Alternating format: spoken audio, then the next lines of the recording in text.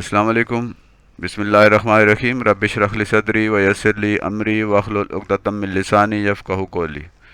Dear students, parents and teachers, today we are going to know about a new topic, that is cell theory and the history of the cell theory. It is class 9, subject is biology, chapter is 4 and the chapter name is cell and tissues. मोहतरम असातिज़ा, वालिदैन और तलबा, अस्सलाम वालेकुम। आज हम एक नए उन्वान पर बात कर रहे हैं और वो है सेल थ्योरी। सेल के बारे में जो नज़रिया है, जो थ्योरी है आजकल, वो क्या है और उसकी हिस्ट्री क्या है। ये जमात नहम की बायोलॉजी है और चैप्टर है 4 और चैप्टर का नाम है सेल एंड टिश्यूज़। तो आइए आगे बढ़ते हैं। History of cell theory, cell theory की तारीख़। Number 1, discovery of cells. Robert Hooke discovered cell in 1665. Robert Hooke ने 1665 में सेल को दरियाफ्त किया। इससे पहले सेल के बारे में मालूम नहीं था। He examined the slice of cork by using his self-made light microscope.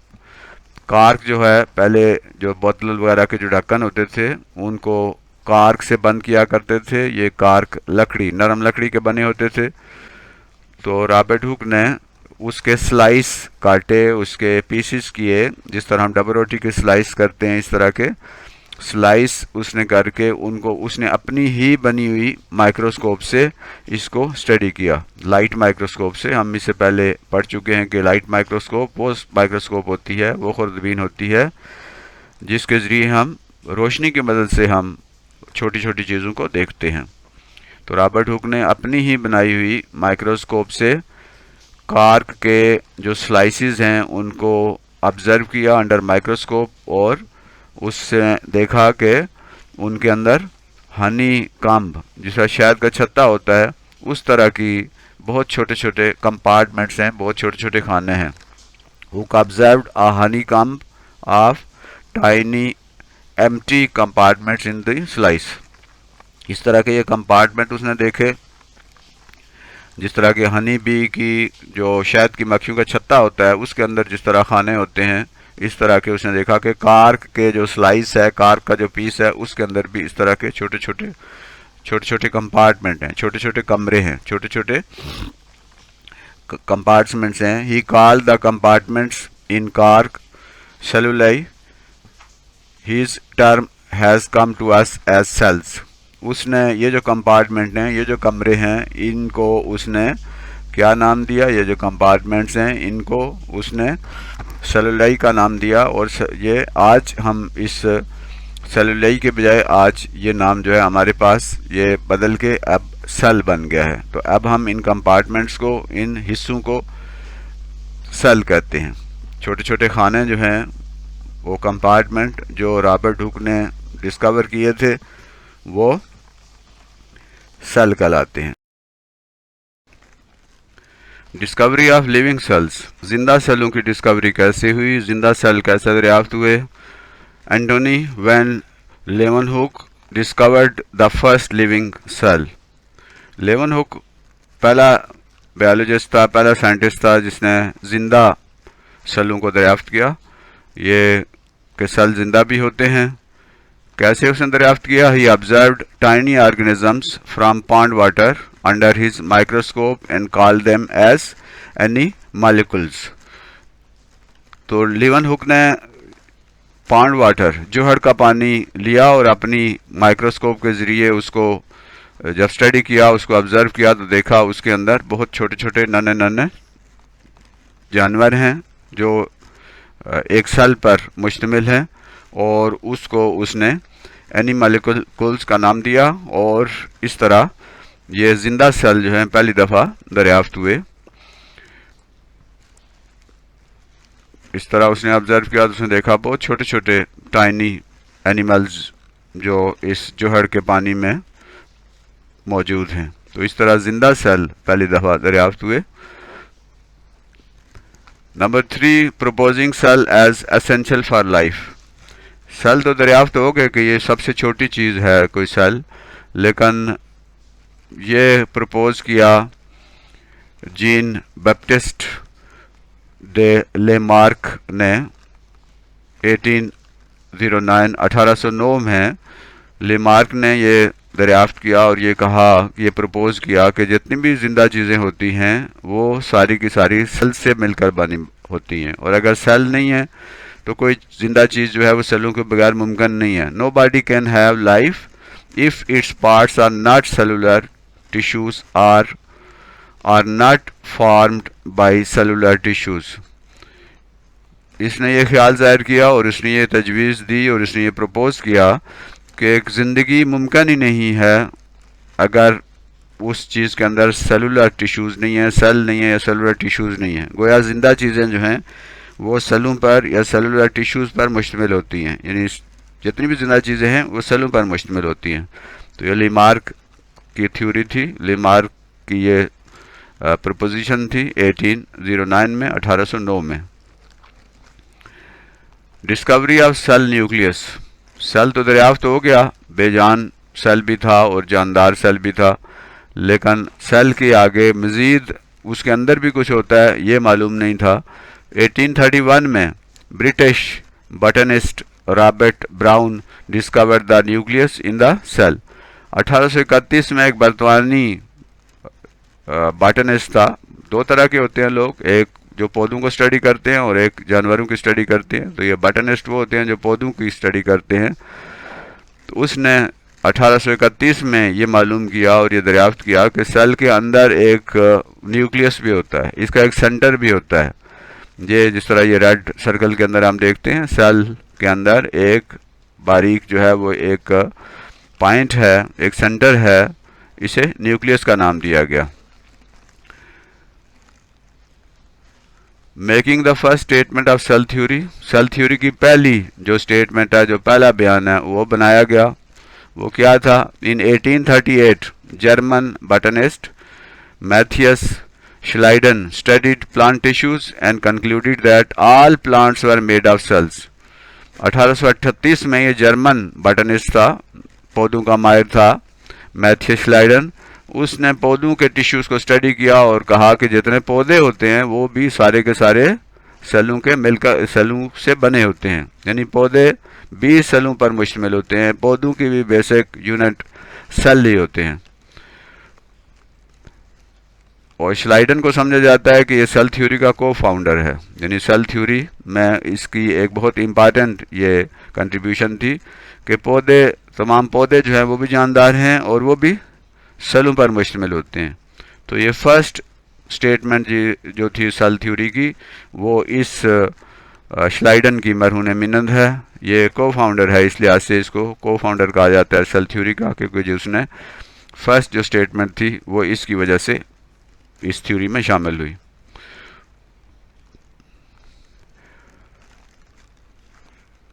Proposing initial form of cell theory. Cell theory की जो इब्तदाई शक्ल है उसको प्रपोज किया गया 1839 में। जर्मन जोलॉजिस्ट था ये। जोलॉजिस्ट वो होते हैं जो जानवरों के माहिर होते हैं। Theodor Schwann reported that all animal tissues are also composed of individual cells, के जानवर जो होते हैं वो सारे के सारे वो इनफरादी सेलों पर मुश्तमिल होते हैं। पहले जो है श्लाइडन ने कहा था कि तमाम पौधे सेलों पर मुश्तमिल होते हैं, तमाम पौधे सेलों के बने होते हैं। और शवान ने 1839 में कहा, 1839 में, कि जानवर जितने हैं वो सारे के सारे सेलों पर मुश्तमिल होते हैं। तो गोया कि ये स्टेटमेंट जो है वो पौधों के बारे में भी आ गई कि वो उनकी बुनियाद सेल होती है, और जानवरों के बारे में भी ये थ्योरी आ गई, ये स्टेटमेंट आ गई, ये बयान आ गया कि जानवर जितने हैं वो भी सेलों पर मुश्तमिल होते हैं, वो भी सेलों के बने होते हैं। इस तरह के सेल उसने ऑब्ज़र्व किए और कहा कि जितने जानवर हैं उनके जो टिश्यूज़ हैं वो भी सेलों पर मुश्तमिल होते हैं। इसलिए जो श्लाइडन और शवान, इन दोनों को सेल थ्योरी की जो इब्तदाई स्टेटमेंट्स हैं उनको इन्होंने तख्लीक किया। तो इसलिए हम कहते हैं कि Schleiden and Schwann propose cell theory in its initial form. इब्तदाई शक्ल में जो सेल थ्योरी थी कि पौधे और जानवर सेलों पर मुश्तमिल होते हैं। All animals and plants are composed of individual cells. ये श्लाइडन और शवान की मरहून मिन्नत है, उन्होंने ये पहली दफ़ा इस थ्योरी की बुनियाद रखी।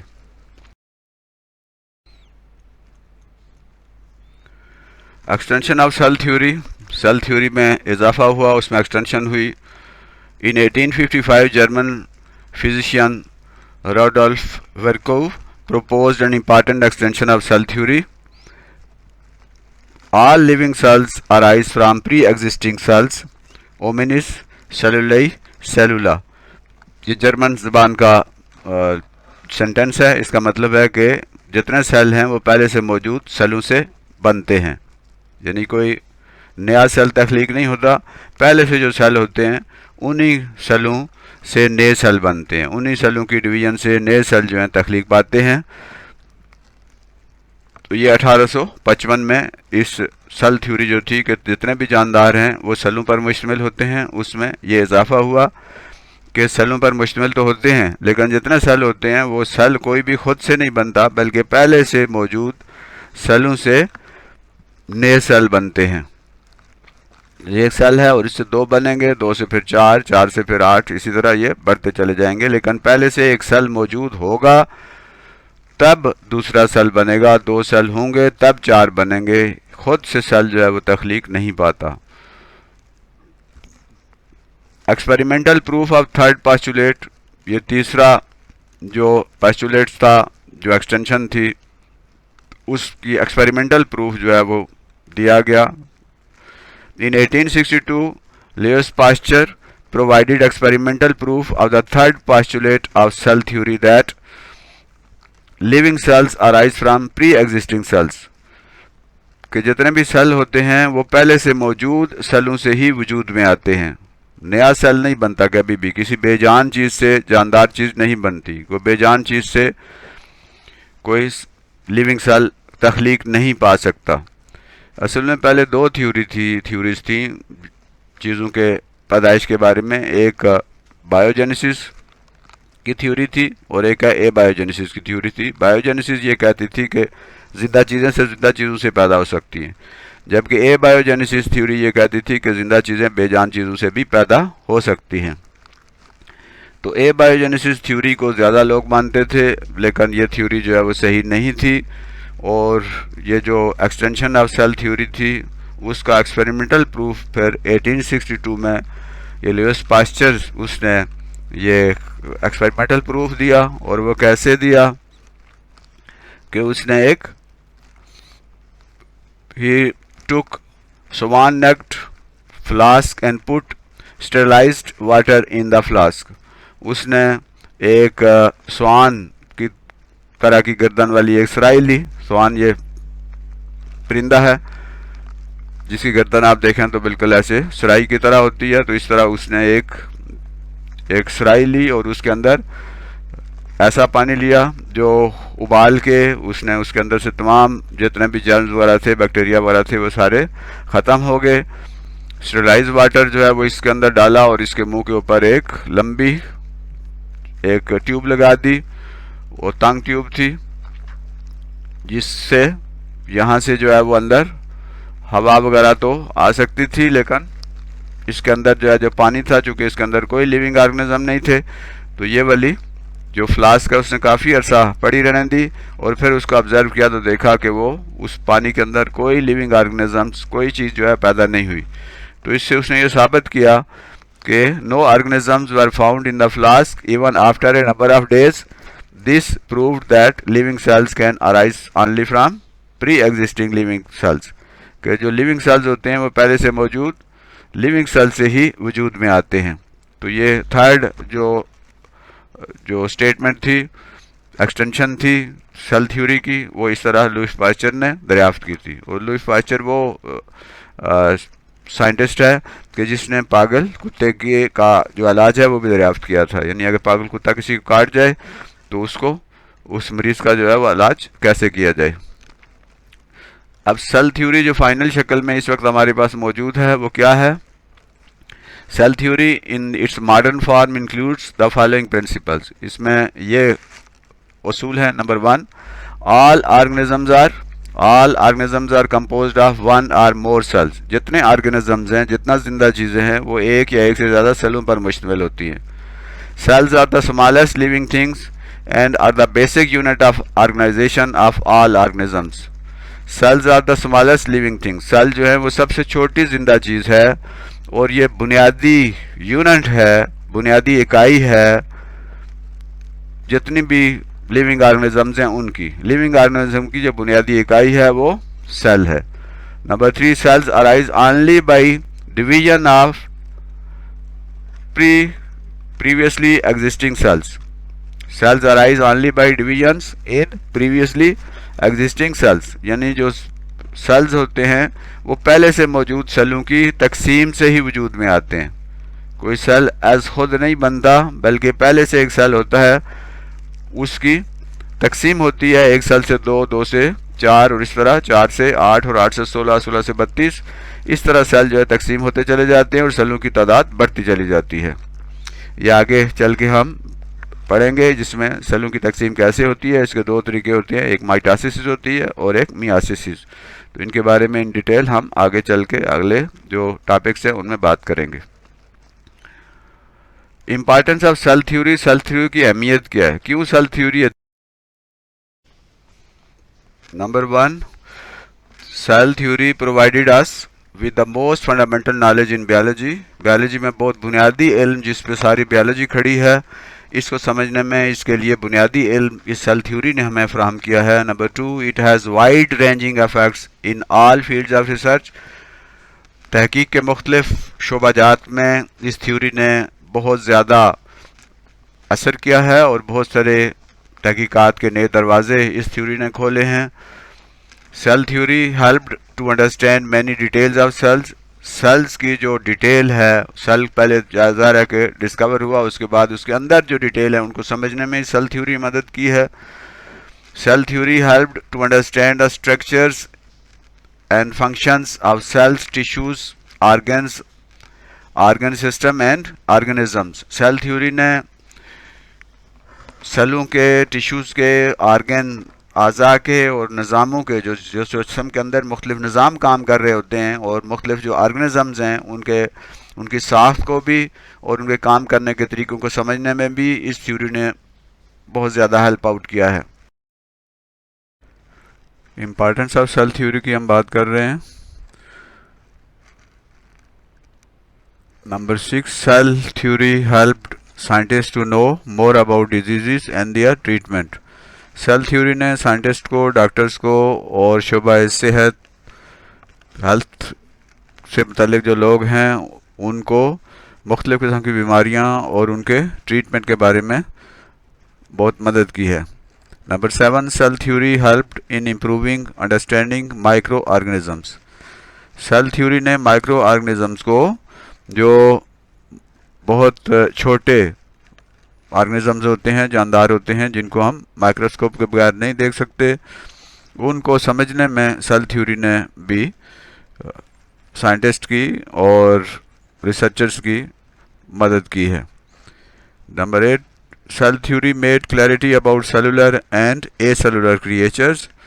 सेल थ्योरी ने सेलुलर यानी जो खुलियाती और गैर खुलियाती क्रिएचर्स होते हैं, मखलूक होती है, उसके बारे में जानने में सेल थ्योरी ने बहुत मदद की है। Number 9, cell theory provided base for research and development. Cell theory ने तहकीक और मज़ीद उसके अंदर तरक्की करने में और नई से नई चीज़ें तख्लीक करने में, उसमें मेडिसन भी हैं और उसमें दूसरी जो चीज़ें हैं उनके बारे में सेल थ्योरी ने बहुत ज़्यादा हेल्प किया है। और यह थ्योरी इस लिहाज से बड़ी मुफीद थी कि इसने तहकीक और तजर्बात और साइंस और ख़ास तौर पर बायोलॉजी, एनज़ोलॉजी और एनवायरमेंटल बायोलॉजी और हेल्थ साइंसेस में इस सेल थ्योरी ने एक बुनियाद फराहम की है, जिसकी बुनियाद पर आज ये सारी साइंसेस जो हैं वो इतनी आगे बढ़ चुकी हैं, तरक्की कर चुकी हैं और इंसानियत की खिदमत कर रही हैं। हिस्ट्री ऑफ सेल थ्योरी को हम ओवरव्यू कर लेते हैं। सबसे पहले 1665 में रॉबर्ट हुक ने डिस्कवर किया cell. In 1665 Robert Hooke discover the cell. Then 1674 Leeuwenhoek ने डिस्कवर किया लिविंग सेल्स को। Leeuwenhoek discover the living cells. 1809 में लीमार्क ने ये कहा कि no life without cell is possible, यानी ज़िंदगी सेलों के बगैर मुमकिन नहीं है, यानी तमाम जिंदा चीज़ें उनमें सेल होते हैं। 1831 में रॉबर्ट ब्राउन ने डिस्कवर्ड सेल न्यूक्लियस दरियाफ्त किया सेल के अंदर। रॉबर्ट ब्राउन, ये एक बहुत अहम दरियाफ्त थी। 1838 में श्लाइडन ने प्लांट सेल्स दरियाफ्त किए। 1839 में शवान ने एनिमल टिश्यूज़ के बारे में कहा कि they are made up of cells, यानी एनिमल्स के अंदर भी सेल्स को उसने डिस्कवर किया। 1855 में रोडल्फ वर्क्यू ने ये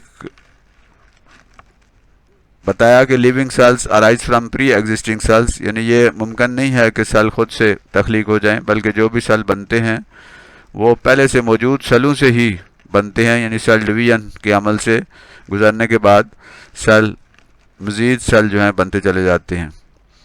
1862 Lewis pasture experimental proof that living sales arise from pre existing cells, इसने तजर्बाती तौर पे बाकायदा एक्सपेरिमेंटली ये साबित कर दिया कि लिविंग थिंग्स और लिविंग ऑर्गेनिजम्स और लिविंग सेल्स पहले से मौजूद सेलों से ही बन सकते हैं। तो ये 1862 के बाद इसका ये मतलब नहीं है कि वो सेल के ऊपर रिसर्च और सेल के बारे में जानना बंद हो गया, बल्कि आगे चलकर अभी तक सेल के बारे में डिस्कवरीज हो रही हैं और सेल के बारे में स्टडी हो रही है, और सेल से बहुत सारी दूसरी चीज़ें जो हैं वो उसके अंदर से दरियाफ्त हो रही है। तो ये पूरी एक सेल बायोलॉजी अलग से एक बायोलॉजी की शाख है, इस लिहाज से ये काम अभी तक जारी है। तो आज हमने पढ़ा सेल थ्योरी के बारे में, उसकी हिस्ट्री के बारे में कि सेल जो है वो कैसे डिस्कवर हुआ, फिर सेल के अंदर न्यूक्लियस कैसे डिस्कवर हुआ, फिर कैसे ये कहा गया कि तमाम प्लांट्स जो हैं वो सेलों से मिलके बने हैं, फिर ये कहा गया कि तमाम एनिमल्स सेल से मिलके बने हैं, फिर ये कहा गया कि जो सेल होते हैं वो पहले से मौजूद सेलों से मिलकर बनते हैं, और इस तरह ये जो थ्योरी है सेल थ्योरी, इस तरह उसकी हिस्ट्री को हमने जांचा, उसकी हिस्ट्री को हमने खंगाला और बहुत सी मुफीद मालूमात जो हैं हमें मिली। मुझे उम्मीद है कि आज का ये लेसन आपको पसंद आया होगा। आप इसे दोबारा भी देखिए और इससे सीखिए, और इसको चैनल को, जो तालीम मंजिल चैनल है जो सिर्फ तालीम के लिए है, इसको सब्सक्राइब भी कीजिए, उसे लाइक भी कीजिए और शेयर भी कीजिए दूसरों के साथ, ताकि ज़्यादा से ज़्यादा स्टूडेंट्स, पेरेंट्स और टीचर्स इससे फ़ायदा उठा सकें। अल्लाह हम सब का हामी नासिर हो। रब्बि ज़िदनी इल्मा। अल्लाह हाफिज़।